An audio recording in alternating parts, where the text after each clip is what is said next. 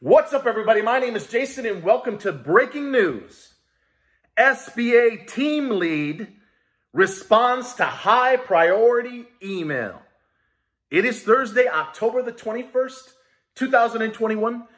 Please do me hit you ever give this video a thumbs up. Make sure you subscribe to this channel and go find me over on Twitter, where I shared 3 new stock picks yesterday at Try Small Biz. Username is Small Biz Inc. The name of the company that, yes, I formed to help grow your small biz. All right, ladies and gentlemen, our stocks are going absolutely berserk. Many of you looking at me right now made 60% on your money, assuming you took profits in SESN.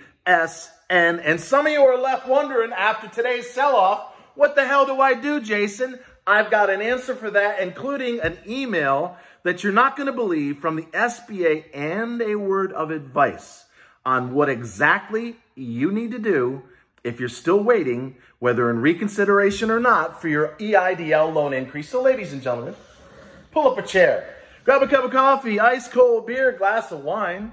Here we go. All right, ladies and gentlemen, I'm straight out today. I hope everyone is doing well.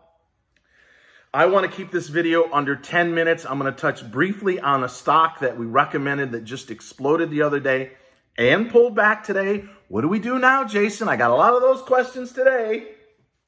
And then I'm going to read out loud an email from the SBA, including the advice that I was told to give you to help you get your fucking money sometime before the holidays. So, ladies and gentlemen, if you're a stock trader, you're absolutely nuts if you're not following me at Try Small Biz on Twitter. Why? I put out my real-time trades, what I'm buying, and in some cases, I let you know, wink, wink, nod, nod, if you can read the fucking tweets, when I'm getting out. I'll word it like this. Is it wrong to take profits at BBIG at $9? No, it's not, because I'm about to buy it back in the 5s after making, what was that? 60% on our money in about a week. Is it wrong to take profits in Sam Ed, Sam Nancy between 135 and 147? Go read the tweets. They're not edited. They're in real time. Is it wrong to lock in 60% gains in less than a week? No, it's not. But some people are long-term investors. And then you have a group of what I call the smartass or the cherry pickers. Oh, you told me to get out at 135. It went to 147. Okay, where did it hit today? Oh, it pulled back to 116? I bet you wish you'd have sold it at 140 when I was pulling the trigger, wouldn't you? So, ladies and gentlemen, here's the deal. My primary focus is to get you in the stocks when I'm going in at exactly the same fucking time. You decide. Do you want to take 20, 30, 50% profits? Do you want to own the stock for years? That's up to you in many cases. On occasion, I will tell you when I'm actually getting out. All right, so enough of that. You know what's kind of ironic before I read this email out loud? My least liked tweets on Twitter have to do with stocks. I get that some of you are not experienced and never invest more than you can afford to lose. But I know from experience that half of you are in the stock market. Why the fuck are you not following these picks? Folks, I have more than doubled my money in the last 45 days. Let me say that again. I have more than doubled my money in the trading account at E-Trade, something I actually happen to enjoy, in the last 45 fucking days. I've been trading 30 years. I spent half my life on Wall Street as a broker. I know what the fuck I'm doing, and while I'm never going to be 100% right all the time, my goodness, just take a look at hashtag Stocks with Jason. Scroll back 18 months. We've had about 37 winners and 6 losers for a staggering, I can't even say it out loud, actually I will, 500 to 1,000%, depending on how many of those trades you got in. All right, so I'll get off the soapbox. If you're a trader, you better be on small biz. All right, ladies and gentlemen, I'm going to read this outrageous email out loud, and then I'm going to give you a piece of advice, and hopefully under 10 minutes. This is a person that's been calling nonstop for several months, stuck in reconsideration. As you know, and I've said this many times, customer service at the SBA either sucks, or in some cases they're pretty good, or they're frustrated as hell. This goes into the sucks/frustrated as hell, but you decide. Quote, by the way, this is from, I won't read his name, although I'd love to. Team lead, application high priority team. So I have to assume, and I looked him up on LinkedIn, that this guy's got some clout. And don't forget, I have some advice on what you should do. Quote, customer service will know nothing until your loan is processed. Oh, fucking really? Isn't that what we've been trying to change for the last 6 months, Miss Isabel Guzman? Haven't we been asking, along with Speak and See and Ryder and Builder? You know who they are. What is there, about 3 of us left now? Swinging the bat non-fucking stop, trying to get your money. One of the reasons why this is such a cluster is they don't tell you anything, do they? You're just going to have to be patient. Jason? No, my business is going down in flames if that's the case with you. I need this money or my family's going to be on the fucking street. But they can't give you any information. Well, they need to fix that.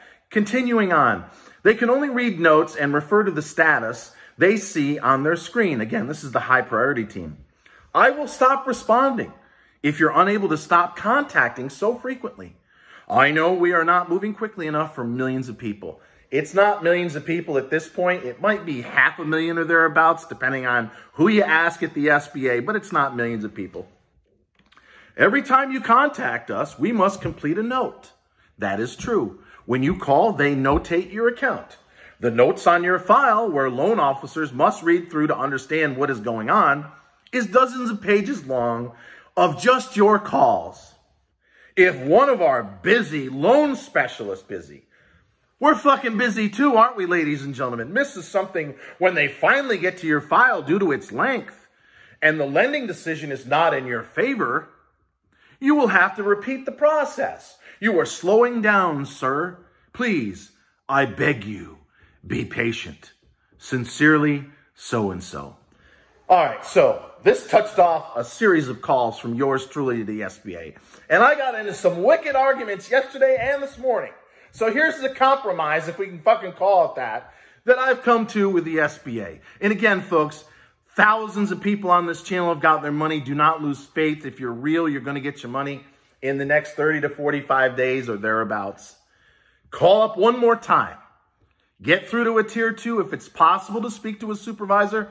That's what got me approved almost instantly after 2 reconsiderations. You then say something like the following. Hi, my name's Jason. I'm a small business owner. App number so-and-so and such and such. And as you can see from my file, I've probably called 30 times.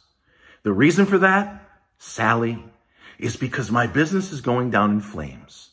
So I've been advised to make one more call so you can check my file to make sure I've got everything I need to get approved, whether it's for the grant or the EIDL increase. Now, this really only applies to $500K and less because the up to $2 million are automated. No one's getting called. It's all about gross revenue, and you got to have a 615 credit score if you're going for the $2 million. No loan officers are getting involved like the 500,000 and less. So I'll let you decide.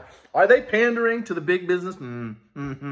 Are they just like, oh, hey, fuck it. We'll give these big shots $2 million, but we'll grind little Miss Small Biz Owner who's looking for 25,000. We'll grind her to a fucking pulp. Is that going on? I'll let you make a decision on that one. I've got an opinion on it. So look, ladies and gentlemen, in a very calm way, I need you to check my file.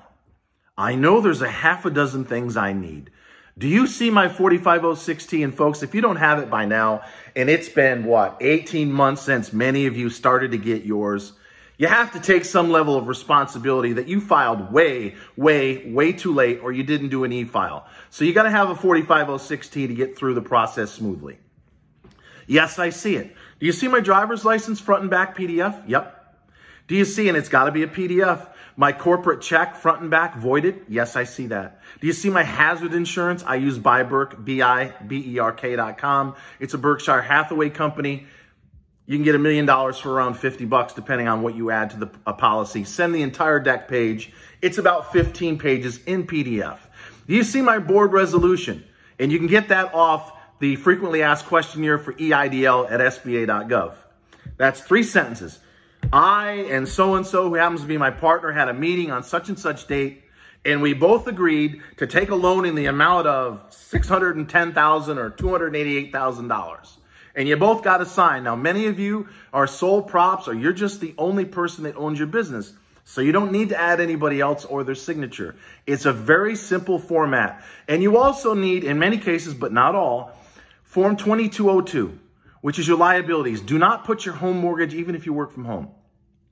Put business credit cards, at least one or two. Keep that number low because the formula is 2019 gross revenue minus your COGS, your cost of goods or services, times 2. And don't forget, you got to subtract whatever amount you got last year from an idle loan. That's the amount that you'll get wired about 10 to 14 days now because there's a slight delay once you get approved. So ladies and gentlemen, in summary, as I spill over in just over 10 minutes, make one more call. You have something called a file. And if you want to apologize for calling 15 or 20 times, go right ahead. But you're justified, in my opinion, to be fucking frustrated at this point. But have some respect and say, I just need, so I can stop calling, I need you to check and see if I have anything that's missing. And if they say nothing's missing, you say, great. I need you to notate the very last sentence. Spoke to Sally and told her everything that she needs to get her idle loan increase processed is in her file. That's the last fucking sentence the representative at the SBA priority team should add. And then you need to step back, and I would focus on your senators, congressmen, and women. The privacy release form is the most powerful thing. You got to call and email them, briefly tell them the problem, and then they reach out on your behalf. And it can cut your wait time in half. So until next time, I know this spilled over, ladies and gentlemen. Tell me what you think of this email. On some level, I understand the frustration that some of these SBA customer service reps and loan officers, they're under enormous pressure. But to end on a very positive note, they're funding $3 to $4 billion a week. If you read, I think the last video, we had 700 comments. There's dozens of people. Jason, I can't believe it. After 5 months, I finally got my money. Thank you for helping me. And shout out to Speak and See once again and Builder. And to some degree, we cannot forget, of course, Ryder. I think Max, he's in crypto world right now. God bless him. But there's really what? And I'm sure I'm forgetting Stephen Carlson, of course. There's 4 or 5 people fighting on behalf of at least 400,000 or 500,000 that are still trying to get their money. So until next time, I always try to keep these under 10 minutes, ladies and gentlemen. Always remember, I love each and every single one of you, and thank you so much for watching.